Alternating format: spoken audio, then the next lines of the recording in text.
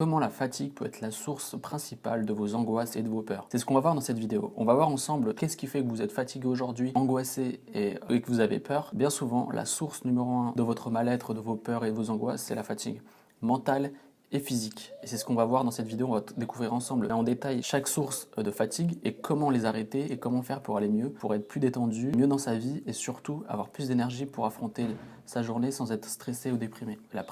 Une des principales sources de fatigue, c'est peut-être le manque de sommeil. Donc ce que je vous conseille, c'est de savoir et peut-être prendre du recul sur votre vie et vous dire, est-ce que je dors bien? Est-ce que c'est pas une des principales causes qui fait que je suis angoissé dans ma vie? Si vous êtes très fatigué en journée, vous êtes plus touché par le stress, la négativité, vous êtes plus irritable, vous pouvez vous énerver plus rapidement. Regardez dans votre vie si vous n'avez pas un problème de sommeil et c'est pas peut-être ça qui fait que vous êtes angoissé et que vous avez peur dans votre vie. Parce que moi je sais que, et bien souvent quand on parle sur mon blog, généralement les gens sont très fatigués parce que ils dorment moins, ils pensent beaucoup, donc finalement ils réduisent leur temps de sommeil et donc pendant la journée, tous les symptômes et ils sont plus à même à être touchés par l'angoisse. Identifiez, regardez si pendant vos nuits, si vous dormez assez, entre 7 et 8 heures, c'est assez pour un adulte de dormir ce genre de laps de temps. Donc le premier point, c'est voir si vous dormez bien et si vous n'avez pas un mauvais sommeil. Deuxièmement, la source qui peut être source de fatigue, ça peut être des problèmes personnels ou professionnels. Si vous avez des problèmes avec votre famille ou votre entourage, ça peut vous toucher énormément et vous fatiguer émotionnellement et physiquement. Si dans votre travail ça se passe mal aussi avec vos collègues ou vos supérieurs, ça peut être aussi source de fatigue mentale et physique. Moi je sais que quand je faisais un job qui me plaisait pas, j'étais plus apte à être angoissé ou à avoir peur quand je me disputais avec mes collègues ou que je m'entendais pas avec mes supérieurs. Donc je conseille vivement de voir si c'est pas votre job ou en ce moment vous avez des problèmes avec votre famille, de voir si c'est pas ça qui fait que vous êtes angoissé, déprimé et surtout fatigué. Parce que comme je vous le dis, la fatigue provoque l'angoisse. Récapitulons. Premièrement, le sommeil. Deuxièmement, les problèmes perso ou professionnels. On arrive au troisième point. Le troisième point, c'est l'alimentation. On va se dire, mais quel est le lien entre la fatigue et l'alimentation? Je peux vous dire que moi, depuis que j'ai changé mon alimentation, j'ai beaucoup plus d'énergie et beaucoup plus de peps depuis que j'ai arrêté de boire des sodas, de manger des plats tout préparés, des choses comme ça. Vous avez mangé peut-être trop sucré ou trop salé ou des choses qui sont pas bonnes pour la santé. C'est peut-être ces choses-là qui font que vers 13-14 heures, vous êtes fatigué.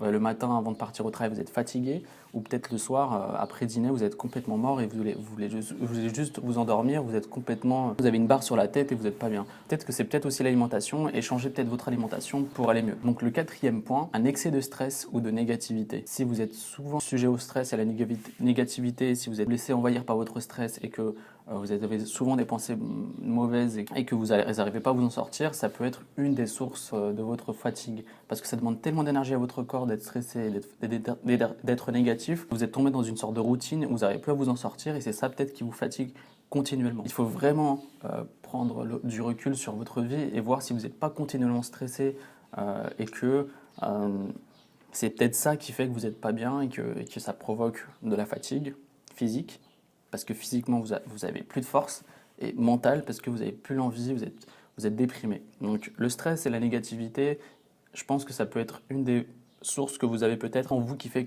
que vous êtes angoissé aujourd'hui. Et enfin, le cinquième et le dernier cas, il y en a d'autres, hein, mais je pense que c'est les principaux, c'est les médicaments. Si vous prenez un traitement en ce moment et que vous constatez que depuis que vous prenez ce traitement, ça vous fatigue et ça vous rend irritable ou ça vous rend pas bien, je vous conseille vivement d'aller voir votre docteur et de lui dire voilà, je veux bien prendre un autre traitement parce que ça me rend pas bien, j'ai des effets secondaires, je suis tout le temps fatigué.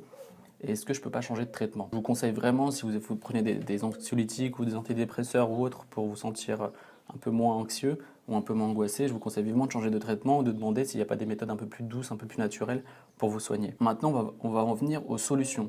Parce que là, on a parlé des principaux problèmes des angoisses, et de la fatigue plutôt. Alors, les principales solutions que je vous propose, c'est de euh, apprendre à vous détendre. Malheureusement, beaucoup de gens ne savent pas se détendre, ne savent pas prendre du bon temps et se relaxer. Et c'est ça le problème, c'est qu'ils se laissent tellement envahir par le stress, la négativité, l'angoisse que ça devient une habitude dans leur vie et ils traînent ça pendant des années sans pouvoir bloquer ou arrêter leur angoisse. Donc ce que je vous propose, c'est de apprendre deux exercices de relaxation. Le premier, c'est la cohérence cardiaque, que je vous conseille de faire une à trois fois par jour, peut-être entre les pauses du midi ou une fois le matin, une fois le midi et une fois le soir. de 5 minutes. Donc ça dure maximum 5 minutes et au bout de 5 minutes, vous verrez, au bout d'une semaine, 2 semaines, vous verrez, vous allez voir un vrai changement en vous. Donc je vous conseille vraiment de faire de la cohérence cardiaque. Vous allez sur ma chaîne et vous verrez, il y a des vidéos de cohérence cardiaque que vous pouvez faire et que ça vous aidera énormément à vous détendre. Ensuite, je vous conseille de faire de la respiration abdominale. C'est une méthode qui marche super bien. Donc je vous conseille vraiment de faire de la respiration abdominale si vous n'aimez pas faire de la cohérence cardiaque. Et vous tapez sur YouTube respiration abdominale et vous verrez, il y a plein de vidéos pour vous apprendre à respirer correctement. Je vous mettrai un lien d'une vidéo sur la description pour que vous ayez directement les possibilités de vous exercer le plus rapidement possible parce que ça va vous faire extrêmement du bien. Ensuite, si vous voulez vous intéresser à d'autres méthodes, je vous propose de tester la méditation. La méditation, au-delà de vous détendre, ça vous permettra aussi de réduire votre négativité, d'être plus heureux et d'être vraiment en paix avec vous-même. Donc si vous faites entre 5 et 10 minutes de méditation par jour, vraiment tous les jours, au bout d'un mois, 2 mois, vous allez vous constater que vous allez être super bien. C'est ce que j'ai pu constater, ça fait quelques années que j'en fais et aujourd'hui je ne peux plus en rater une séance parce que sinon j'ai l'impression d'avoir oublié de faire quelque chose qui me permet d'être bien tous les jours. Donc je vous conseille vraiment de vous mettre à la méditation si ça vous intéresse. Il y a plein de vidéos, là aussi je vais vous mettre un lien dans la description pour pouvoir dès aujourd'hui tester et pratiquer la méditation si vous voulez réduire vos angoisses, vos peurs et surtout avoir moins de fatigue. C'est super important. Ensuite, ce que je vous propose de faire, c'est prendre du bon temps pour soi et se relaxer. Beaucoup de gens négligent cette chose et se laissent happer par leur vie et ne prennent pas le temps pour lever le pied et prendre un moment pour eux, pour lire un livre, s'amuser, discuter avec quelqu'un, sortir. Et ça, c'est super important. C'est-à-dire que si vous êtes tout le temps dans la même routine, ça peut avoir une réelle influence négative sur votre vie et sur votre corps et comment vous êtes tous les jours. C'est-à-dire que ça peut être une des sources de vos angoisses.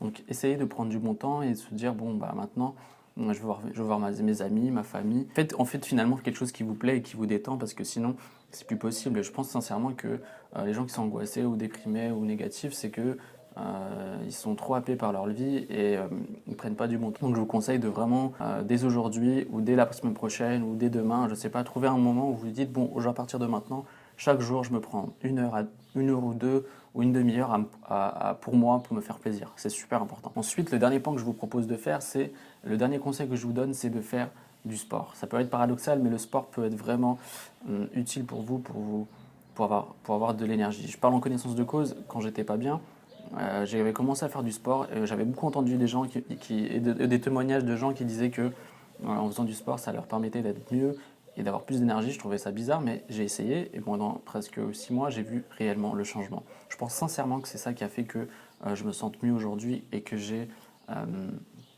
une patate et une joie de vivre que j'avais pas avant et même avant mes angoisses j'avais pas ça. Et je vous conseille vraiment de faire un sport qui vous plaît. Au début je vous conseille d'y aller tout doucement, de faire de la marche à pied ou de la piscine ou quelque chose qui vous plaît et d'y aller progressivement. Peut-être au début, vous en faites peut-être 1 heure par semaine. Petit à petit, vous en faites 2, 3, 4 fois par semaine de sport.